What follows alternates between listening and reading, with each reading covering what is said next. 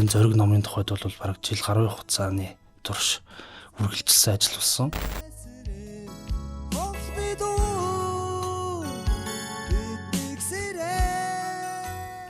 Биднэрт ардчлал тогтсон. Тэрийг манлайлалт нь бол зориг байсан гэж л одоо ойлгох. Тийм болж үл хүүхднийг юм энгийн үнийн түүхийг энэ номоос аваасаа л гэж бодож байна. Өнөөдөр ингээд номын баяр дээр худалдаалгаж байгаа номыг би жоохон тэгсхийлэхэд бараг 30-40% хүүхдийн ном эзэлж байгаа. Би энийг Өнөхий улс сурлын сургуулийн одоо баг дунд тэрнээс дээш ангийнхан уншаасаа гэж бодож байгаа. Жишээлбэл ядаж 3-аас дээш ангийн хүүхдүүд уншвал илүү тохиромжтой болов 10-аас дээш насны.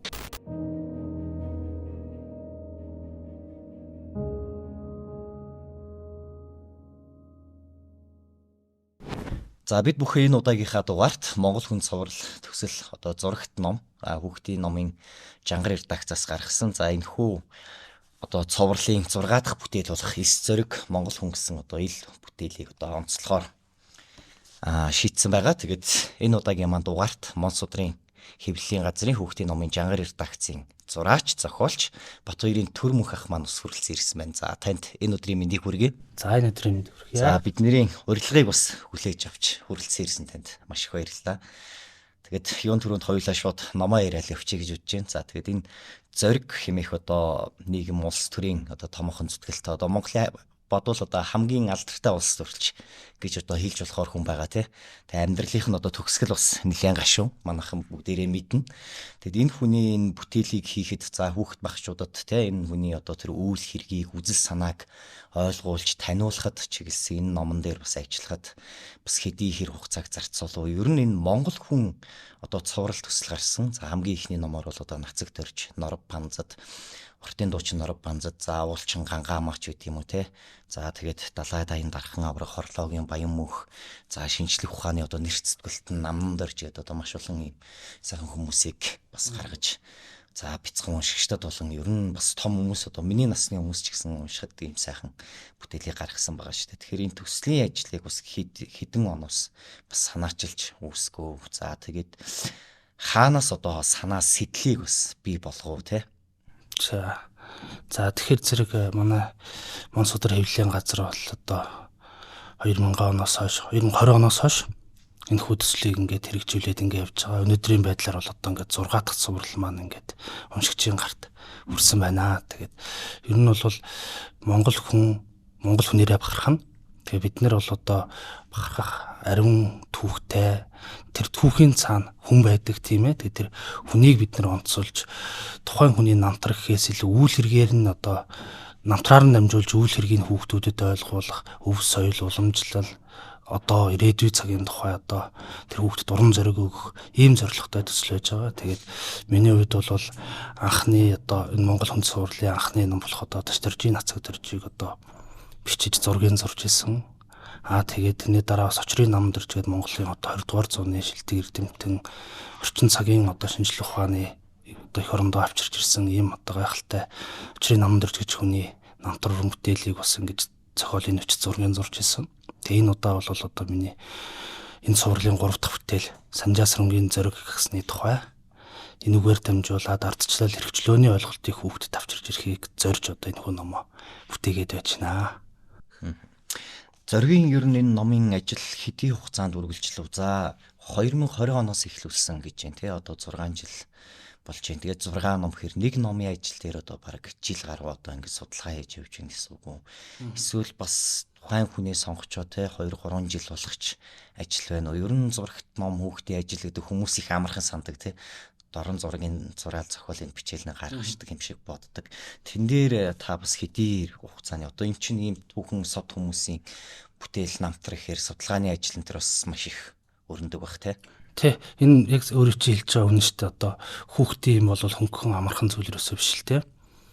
Бид нар бол тухайн хүнээсээ шалтгаалаад янз янзын хугацаа шаарддаг. Жишээлбэл одоо сүүлийн одоо энэ зориг номын тухайд бол бараг жил гаруй хугацааны турш үргэлжилсэн ажил болсон. Тэгээд мэдээж харьцангуй сүүлийн үеийн хүн учраас намтар нь архивд видео бичлэгээр, сонин дээр, телевиз, радиод архивууд нь бол нэлээд бий. тэрвтгэл одоо улсын их хурлын тамгын газар, улсын их хурлын архив түүний хэлжсэн үг протокол ороо байдаг гэх мэт харьцангуй гайгүй. Одоо жишээлбэл түүхийн өмнөх цаг одоо түүхийн одоо урт цаг хугацаанд амьдарч байсан тэр хүмүүс одоо тийм ээ баримт шиг ховор олддог тохиолдлууд бий. Жишээлбэл одоо бид бүхэн одоо Чингис хааны тухай тийм ээ Зан 6-ын тухай одоо номууд хийгдээ явж байгаа хэдий ч гэсэндээ бас цаг хугацаа их орж байгаа. Гэхдээ өнөөдөр бид нэгэнд хүүхдүүдэд зориулж байгаа учраас энэ хүний үйл хэргийг товчхон хүрэхтэй гол нь биш. Юу хүсэж, юу мөрөөдөж, юуг зорж, юуг туулж тэр гайхамшигтай зүйлийг бүтээсэн бэ? Энэний мөн чанар нь хаана байна вэ? Энийг яаж өнөө цагийн хүүхдүүдэд зориулж хүргэх вэ гэдэг бол зорилготой учраас бид нар харьцан адилгүй цаг хугацаас харьцуулагдаж байна. Бид нар бас энэ гадаадын сод хүмүүсийн бүтээл, туйрвал, үйл хэрэг ч юм уу тэдний одоо ингээд олон зууны туршид бүтээсэн тэр соён гэгэрлийн өвийг за бус нь тэгээд дамжуулж ийм зурагт ном болгож гаргаж бичсэн юм гадаадын сод хүмүүсийн түүхийг одоо маш их уншдаг штэ тий. Гэтэл бидэнд ч бас ийм бахархам түүхтэй бахархам түүхийн эзэд болсон юм хүмүүс байдаг юм байна. За энийг бид нэр энэ хүүхдүүдэд таниулах. За яг тэр таны хэлдэг сая үзэл санааг нь ойлгох. Энэ дээр маань энэ монгол хүн цуурлын тэр одоо гол үндсийг оршиж байна. Тэгэхээр бид нар гадаад хүн уншихгүй гэсэн үг шил тий. Асар их унших хэрэгтэй. Гэхдээ өнөөдөр зүгээр жоохон эмзэглэмээр зүйлүүд бол нүдний мэдний чихэнд байнга сонсогддог зүйл болсон шүү дээ. Одоо жишээлбэл залуучууд Монголд амьдрмааргүй байна. Тийм ээ. Монгол хүн муухай хүн гэсэн хандлага бол асар их байна. Гэхдээ энэний эсрэг ингээд бид нэр энэ зүйлийг хийж байгаа гэсэн үг биш. Бид нэр энэ хүмүүсээ мартах учиргүй. Бид нэр энэ хүмүүсийн үзэл санааг үргэлжлүүлэх гайхалтай сайхан тэр үйл хэргийг үргэлжлүүлэх ёстой. Тийм учраас Монгол хүн цуврал бол зөвхөн монгол хүүхдүүд уншна гэсэн үг бас биш гэж би бодож байгаа. Тэгээд энэ хорвоо дэлхий бол өргөн удам гайхамшигт энэ хүмүүсийг аль ч орны хүмүүс унших ёстой. Тийм болохоор зэрэг яг л өөрөө чинь сая хэлдэг зөвхөн монгол хүүхэд монгол ээж аав монгол залуучууд унших та биш. Бид нар бас энэ төслөө гадагшаа гаргах иймхүү тийм хэтийн зорилгод бас бий. Цаашдаа гадаад хэлээр болгож гаргах тий.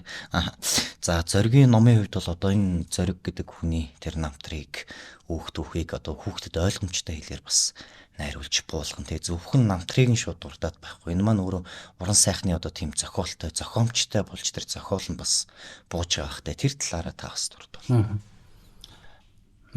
Тэгэхээр зэрэг одоо би бол ингээ хэвлэлийн газар ажилладаг хүн. Анзаарч байхад биш үү? Гадны хэвлэлийн газрууд ч гэсэндээ илүү баримтат уран зохиол тал руугаа бол одоо сүүлийн жилүүдэд уран бүтээлүүд их гарч байна. Өнөөдөр баримт дээр тулгуурласан уран зохиол, баримт дээр тулгуурласан бүхэл зүйл одоо баримт дээр тулгуурлагдчихж байгаа. Тэгэхээр зэрэг монгол хүүхэд зөвхөн үлгэр уншаад байж бас болохгүй. Бид нар баримт унших хэрэгтэй.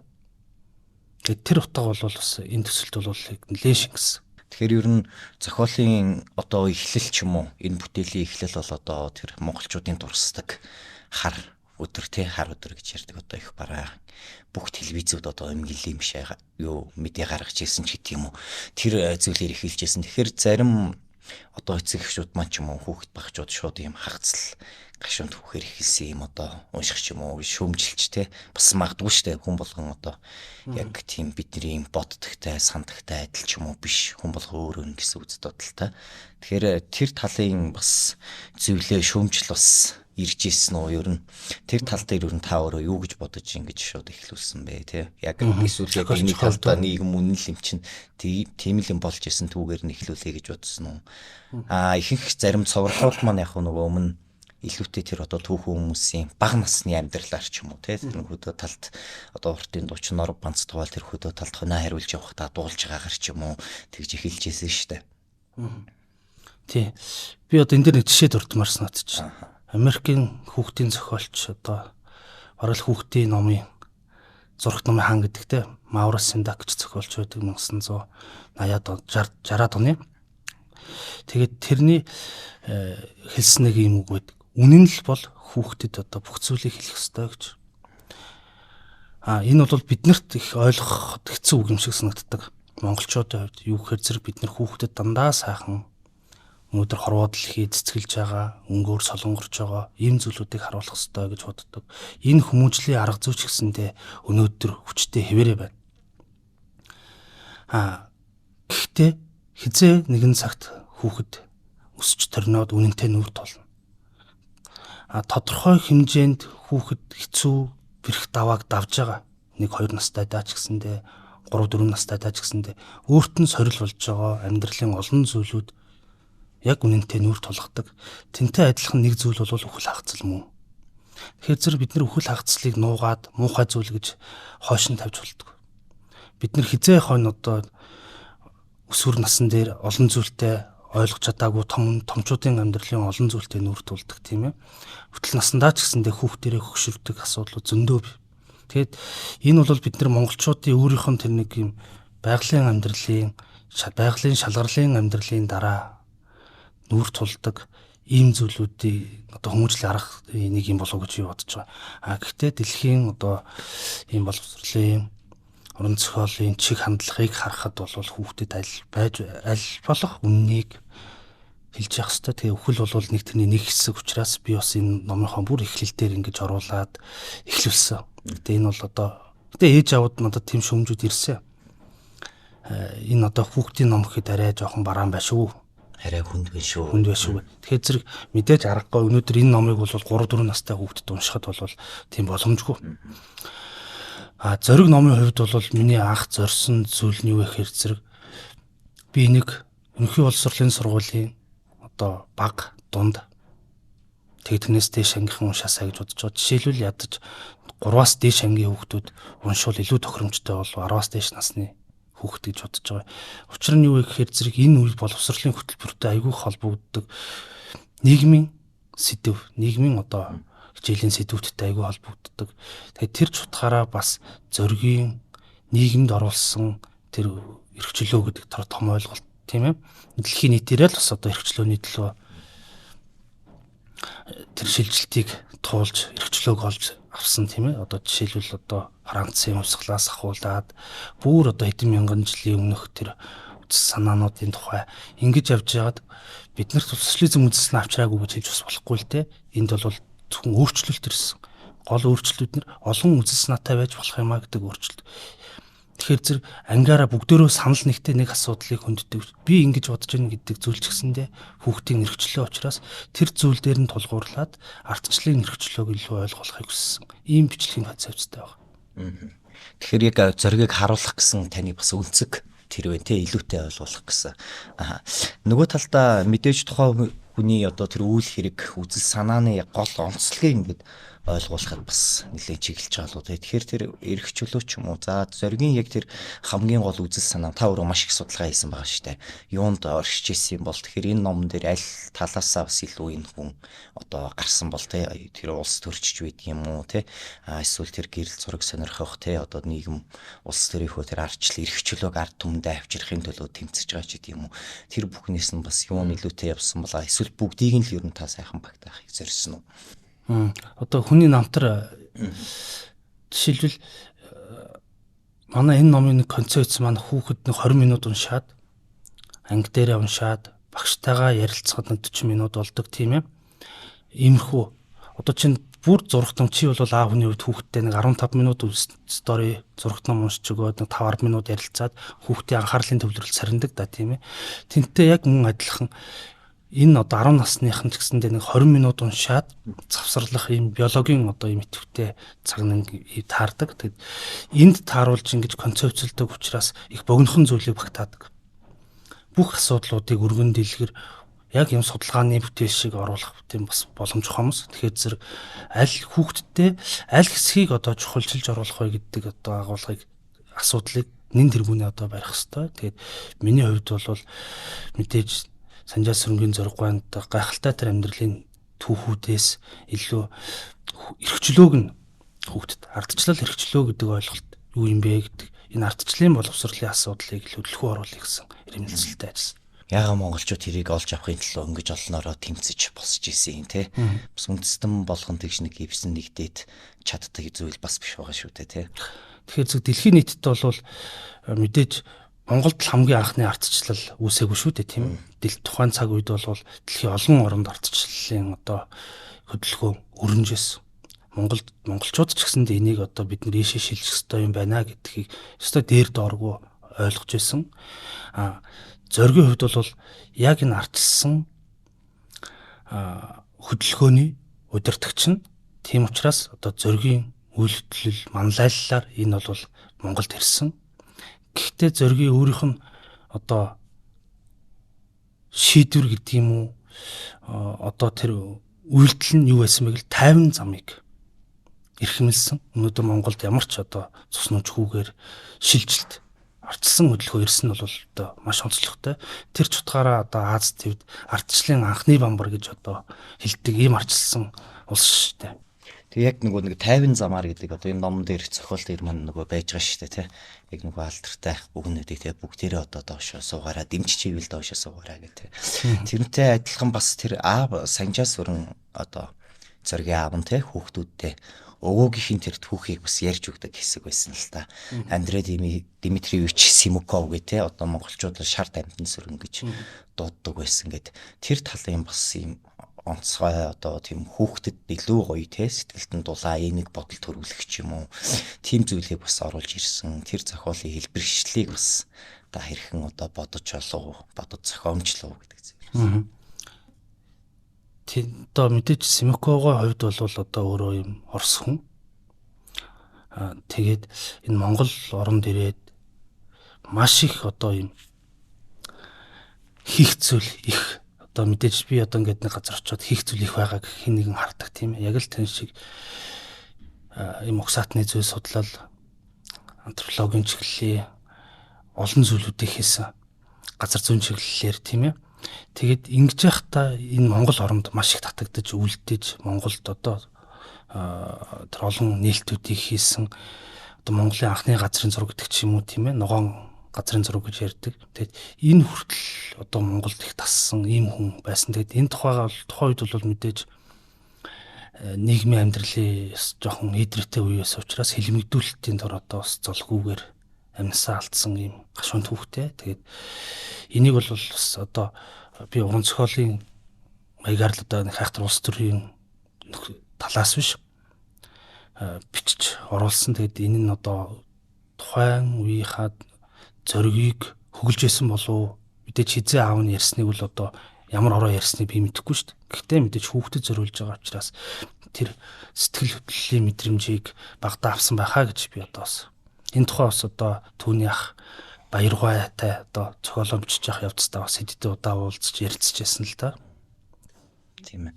10 жилийн одоо хүүхдүүдгээ та сая бас ингээд нөгөө 3-аас дээш ангийнхан унших ч юм уу ярьлаа шүү дээ. Тэгэхээр бас энэ дээр бас нэг зүйл байдаг л да тий. Зурагт ном, хүүхдийн зурагт ном гэл хүүхд болгонд аваад тий. Насныхын яг онцлогт бас тохирсон зохиол бүтээлээ хийхээс бас шууд зурагт ном гэхээр л хүүхд уншдаг гэж бас ойлгож харж болохгүй нахана тий. Тий. Бид нар Монгол хүүхдийн үгийн сан гэж биш дээ. Тийм ээ. Тэр хэмжээнд ямар үг өгүүлбэрийг ойлгож чадах уу гэдэг асуудлууд бий. Тэгэхээр зэрэг би ядчил зохиолоо олон нийлмэл өгүүлбэрүүдийг багтаахгүй тэгээд хүнд үг хэллэгийг номныхаа ардталд тайлбарлах, хүнд ойлголтыг тайлбарлах иймэрхүү концепцтэй байгаа. Номныхаа ардталд одоо хүнд үг хэллэг, жишээлбэл ардчлал гэдэг үгийг тайлбарлсан, хүний эрх гэж юу юм бэ гэдэг үгийг тайлбарлсан ийм нүр утсуудтай.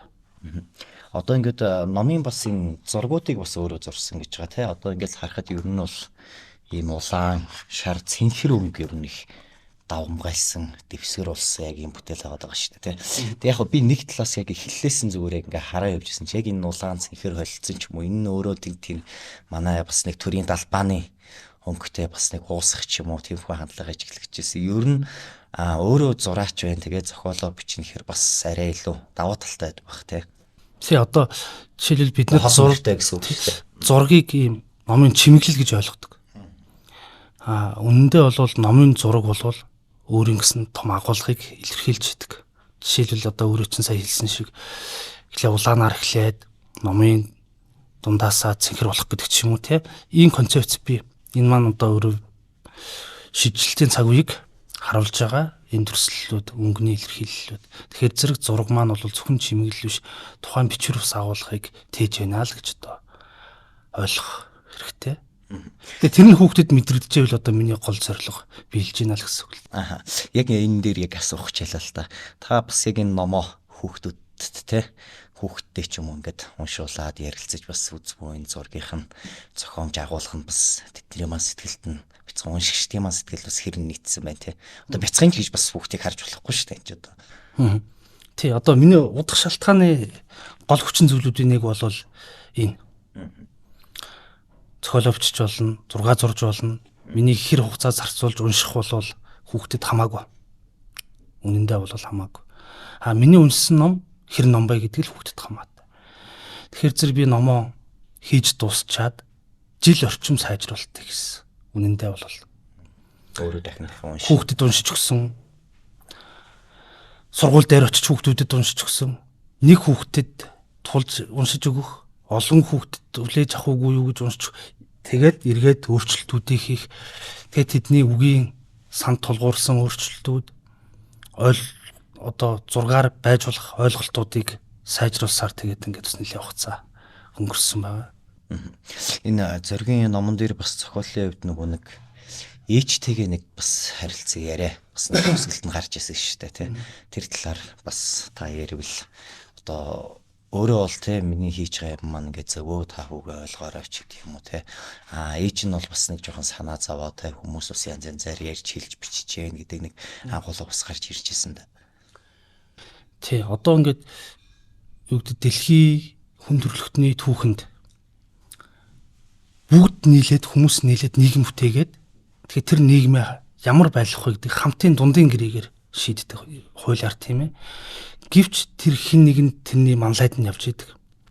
Энэ ардсан хөдөлгөөний эд үед бол зоригт маш их дарамтууд хувь хүний манлайлал айгүй чухал байсан шилжилтийн цаг үед. Тэгээд тэр дарамтууд нь ээжд нь одоо мэдрэгдэн янз янзын хүмүүс залгана тийм ээ. Айлган сүрдүүлнэ.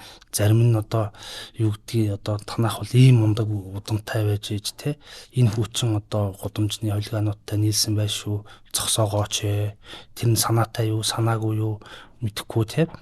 Янз янзын ийм дарамтууд бол ээж хүн л одоо айгүй их мэдэрсэн. Тэгэд энэ тухайга ээжийн сонин дээр ярилцлага өгсөн байсныг бас одоо сэтгэл имтрэм одоо уншиж илаа. Тэгэд мэдээж ээж хүн гэдэг нэрээ бас ямар том хайраар одоо хүүдээ санаа зовж гівч одоо хүүгийнхаа үгэнд итгэсэн. Яагаад гэвэл энэ бол миний сайн сайхны төлөө шин ирээдүйн Монголын сайн сайхны төлөө юм да гэдэг энэ үг бол одоо ээж бол итгэсэн хүүдээ зөвхөн амийг хамгаалахаас илүүтэй. Тэгэд энэ бол бас тэр хувийн гайхамшигтай шийдвэр тэрийг хүндэж байгаа ээжийн лагуу хайр инрэл надад мэдрэгдсэн. Номын бас энэ зурагт номын нэг бас нэг онцлог тэр байлаа л да. Энэ ардын цаглагар гэж нэг хийж өгдөг. Та цаглагар гэхэр манайхан бас их нь мэдэх байх л та тий. Тэгээ тэрийг энэ оруулж ирсэн гэж номын ард одоо тэр үгийн тайлбар юуны өмнө бас зүсгэл болгож байгаа маягаар ингэж хийсэн энэ шалтгааныг онцлог бас юу исэн бол энийг бас сайхан бодож санаж исэн юм аа бас тайлбарлаж өгвөл. За бид нэр түрүүн би бас нэг ярихын хэлчихсэн баримт гэдэг. Баримт туран зохиол гэдэг. Ерөнхийдөө зохиолын үйл явдал бол уран зохиолын хэв маягтай бичигддэг. Энэ номын маань, энэ цуврал номын маань яг тэр цаглбар буюу таймлайн тэр бол хизээ төрөөд хизээ сургуульд ороод хаан сураад тийм ээ юу хийгээд амьдралынх нь тэр одоо он цагтай түүх хамгийн артлахаа утсанд явдаг. Энэ бол баримт. Дотор нь үйл явдлыг бол илүү уран зохиолын хэв шинжтэй. Тэгтээ худлаа одоо хүчтгэл нэмэхгүйгээр хийгддэг юм онцлогтой л. Номын зургууд маань бас зөвхөн яг энэ зоригийн үйлээр гэхээс тухайн яг амьдарч исэн цаг үеийнхэн те нийгэм улс төрийн байдал тэнд одоо амьдарч исэн хүмүүсийн тэр ахуйн одоо те өнгө аяс бүх зүйл сайхан ингэж буусан санагдсан л та. Тэгэхээр бас тэдгэрийг бас багтаан тухайн нийгмийг бас цаг үеийг бас дүрслэн гэдэг маань бас нэг чухал ач холбогдол ах шиг байна те энэ номыг бас уншихад харахад тэр зурагтайгаа холбогдох. Тий. Одоо жишээлбэл бид нэр ингээд сонгуул ойртоход Болохоор зэрэгэл ингээд зөргийн тухай янз янзын асуудлууд үүсч сонгуул хийдэг, хит дэврэгдэг, төвөөлөгдөг, өнгөрсөн цаг хугацаа бол муухай байсан, зөриг авчирсан тийм харин хүнийг захиалгатай ингэсэн тэгсэн гэдэг ингээд нэг улсрын шоунууд их явдаг л да. Гэтэ өмнөх цаг хугацаа тийм муухай цаг хугацаа биш. Бид нар одоо нэг зүйлийг жоохон ойлгож аваасаа гэж бодож байна. Бид нар бол өнгөрсөн 20 дугаар зууны их үед л нийгэм журамд их өөр нийгмээс шилжсэн. Нийгэм журам буюу одоо бид нар бол нийтээрээ нэг одоо үзэл санаатай амьдрнаа гэдэг ийм шилжилт бас 100 жилийн өмнө ирсэн. Тэгээд тэрний дараах 90 оны тэгээ бид нар бол бас тийм муухай нийгэм бүтээгээгүй шүү дээ. Бид нар энд дэлхийд нийтийн орчин цагийг бас авчирч ирсэн цаг хугацаа. Энэ цаг хугацаан дээр дөрвөлж илүү хүний эрх рүү шилжилт хийсэн. Хүний эрхийн шилжилт хийхэд одоо зориг манлайлсан нөхдийнхөө хамт. Энэ бол бас дан ганцхан ардчлал бол бас зориг гэдэг хүнээр дуурч болохгүй олон хүмүүсийн жишээлбэл зүр хөдөө сум төвдөр байгаа хүн, малчны хотонд байгаа хүн тийм ээ. Энэ болгоны өөрсдөө хүссэн зүйл. Тэд нар үзэл санаагаа нэгтгэж Монголын ардчилсан үндсэн хуулийг баталцгаасан. Тэр бол сонгогдсон гишүүн батлаагүй. Бид нар ард түмэн дундаасаа гаргаж ирж байгаа баталсан. Тэгээд биднэрт ардчлал тогтсон. Тэрийг манлайлалт нь бол зориг байсан л гэж л одоо ойлгох. Тийм болж үл хүүхднийг юм энгийн үнийн түүхийг энэ номоос аваасаа л гэж бодож байна.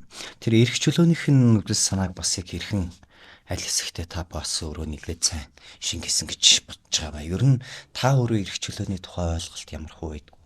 Номтойгоо илүү холбож яриул зүг байх. Төгс эрх чөлөө гэж байхгүй. Тийм ээ. Тэгээд эд авчирж ирсэн шилжилтийн цаг хугацаанд бол биднэрт том алхам хийсэн. Тэр одоо ингээд мэдээж ухраагүй байна. Өнөөдөр бид нар парламентын засаглалтай байгаа, олон намын тогтолцоотой нийгэмд амьдарч байгаа. Хүний эрх төвтэй үндсэн хуульдаар амьдарч байгаа. Өнөөдөр Монгол хүний үндсэн хууль дээр одоо тэг заадаг штэ. Хүмүүнлэг, инэрэнгүй, ардчилсан нийгэм гэж. Тэгээ мэдээж энийгээ цогцлон бүтээхээр бүгд л ажиллаж байгаа. Тэгэхээр зэрэг миний хувьд ч гэсэндээ аль болох юм олон үзэл ургалч үзэлтэй нийгэм байгаасаа гэж боддог. Би бол одоо хар бага наа жоохон хүүхэд байхад л одоо тэр гашуун мэдээгээр л би бол анх танилцж байсан. Гэхдээ жоохон бас гашуун мэдээгээр номоо эхэлсэн маань бас жоохон зарим хүнд хэцүү хүн байж магадгүй. Гэхдээ би аль болох энийг гол поинтоо болгож ажиллаагүй гэдгийг л одоо өөрөө чинь подкастаар дамжуулж хэлмээр санагдаж байна. Мэдээж бас төгсгөлт нь хамгийн чухал зүйлүүдээ бас дурдж байгаа шүү дээ. Тэр бол бидний дунд одоо ингээ сайхан үйл хэрэг нь үзэл санаа нь илүүтэй одоо тэр бараа амьдралын төгсгөлөөс илүүтэй тэр үзэл санаа эрх чөлөөнийх нь тэр сайхан авчирсан эрх зоригоор бид нар бас тий энэ хүнийг сайхнаар бас дурсаж гин гэдэг юм бас байгаа биз дээ. Би яг тэр нөхцөл байдлыг бичээгүй.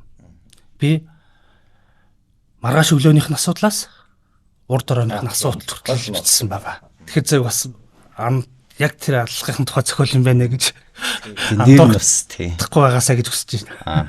Тэглэг байх бол тэр нэр нь бас яг тэр талыг бол гаргаж ирээгүй л байгаа л да. Тэмцэл үйл хэргийн тухай илүүтэй өгүүлж байгаа шүү дээ. Тий. За нөгөө төгөр би танаас бас нэг юм асуу гэж бодож ирсэн. Бид хоёрын цаг болсон лээ. Төгч байгаа. Тэг хамгийн гол нь энэ зориг одоо очрын наманд орчих ч юм уу, нацагд орчих ч юм уу, эдгээр цоврлуудыг бас хийхээс гадна та өөрөө бас маш олон номын хавтсан. Тэ уран зохиолын номын хавтас зурсан. За дээр нь өөрөө хүүхдийн зурагт ном бас гаргасан штэ цэвэр одоо уран зохиол талаас гэх юм уу сэтгэлгээний талаас тэ бяцхан салхи энэ төргээ таны бас номуудыг тэгэхээр ийм намтар баримтад тулгуурласан хүүхдийн зурагт ном яг цэвэр тийм уран зохиолын шинжтэй зурагт номын бас ялгаа зааг ямар хөөд юм бол. За мэдээж би бол одоо сая баримт уран зохиолын тухай зөвхөн энэ номд баримтлахуурлаа жоохон зүйлүүдийг ярьлаа. Уран бүтээлийн хувьд бол бид нар мэдээж нүн дахиад би Маурсын Даки үгийг дурдах нөгөө үнэн л бол гэж тийм ээ. Тэгээ бид нар мэдээж өөрийнхөө бодож байгаа зүйлийг хүүхдэд зөв гэж бодож байгаа бол хэлэх хэрэгтэй. Тэр утгаараа бол шинэ стори, шинэ түүх үргэлжилж болно. Өнөөдөр ч гэсэндээ үлэхээр амар сайхандаа жаргаагүй бид нар шинэ түүхийг, шинэ үлгэрийг бичиж болно.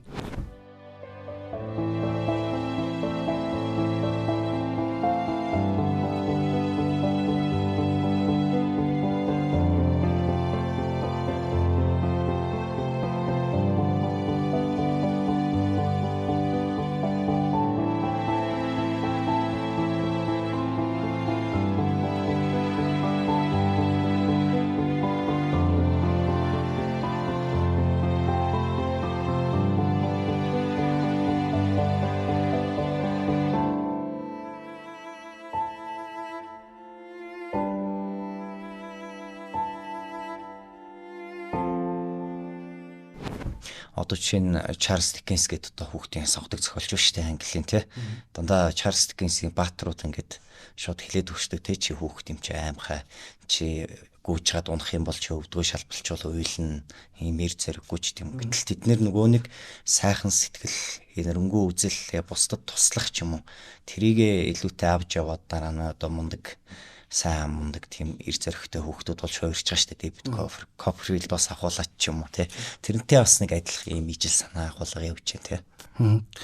Тэгээд мэдээж одоо сүүлийн үед бол ингээд миний баярлж харж байгаа нэг зүйл бол айгүй олон уран бүтээлч болж байна. Хүүхдийн номын зохиолч долон болж байна. Зураач долон болж байна тийм ээ. 99 оюуны салбарт энэ ном хэвлэлийн салбарт бас шинэ салхи цэвэрлж байгаа гэж бодож байгаа. Тэгээ мэдээж манай Жангар редакцийн хувьд бол 20 гаруй жилийн төвхтэй. Одоо миний хувьд бол 10 гаруй жил одоо ингээ хүүхдийн номын Жангар редакцид уран бүтээл хийж байгаа юм уран бүтээлчтэй. Сүүлийн жилүүдэд ингээд бас харж байхад залуучууд нэгдэл үүсгэж байгаа. Жижиг хүүхдийн паблишингууд үүсгэж хүүхдийн номыг одоо төрөл жанр болгоноор хийж байна. Өнөөдөр ингээд номын баяр дээр худалдаалагдж байгаа номыг би жоохон тэгсхий хэлэхэд бараг 30-40% хүүхдийн ном эзэлж байгаа. Энэ бол бас бид нэр оюунлаг юм одоо чинь Санжаа Сүрэнгийн зориггоо хэлсэн нөгөө саруул ухаанд итгэдэг гэдэг шиг ийм бас итгэл төрмөр цаг үе ирж гэнэ удаа гэж бас бодогдохоор өнөөдөр номын дэлгүүрт ороод бас хараарай. Номын дэлгүүрийн бараг л 30-40% нь талбайг хүүхдийн ном эзэлж байгаа. За хамгийн сүүлд нь бас танаас ялтч үнэг асуултыг асуух хэрэгтэй байх гэж бодож байна л да. Яг хөө ихэнх одоо дийлэнх эцэг эхчүүд мандал тавьдаг асуулт тий. Хүүхдээ яг ямар ном уншуулах вэ? Ямар ном авч өгөх вэ гэдгийг одоо дийлэнх Монгол эцэг эхчүүд манд тавьдаг. Та үүн дээр бас юу гэж хариулах вэ? За би бол яг зөв судлаач. Тийм нэлээ нийтлэг асуулт байгаа шүү дээ тий. Би бол өөрийнхөө туршлага дээр нэгдэж хариулах байх. Хоёрдож уншиж байгаа зүйлүүдээсээ тулгуурлаж ярих байх. Тэгэхээр зэрэг нэг тэнгэрээс унаад орсон юм шиг тэгэрэй гэж би зөвлөгөө өгж болж чадахгүй. Юу гэхээр зэрэг асар хөдөлмөр шаарддаг хүнээс.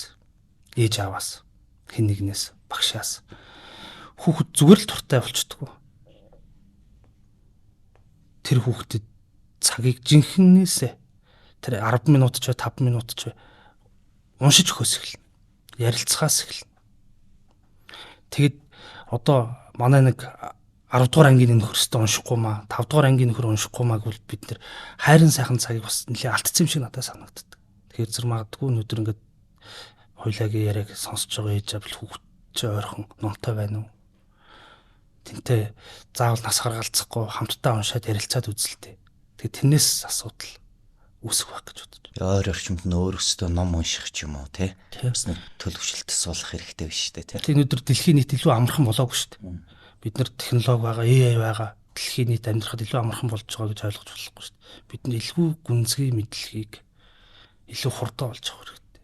Батнууд суйртай олж авах хэрэгтэй. Ингэж амьдрах бас өнөөдөр ChatGPT-гээс асуугаад 6-аад итгэж амьдрах боломжгүй л.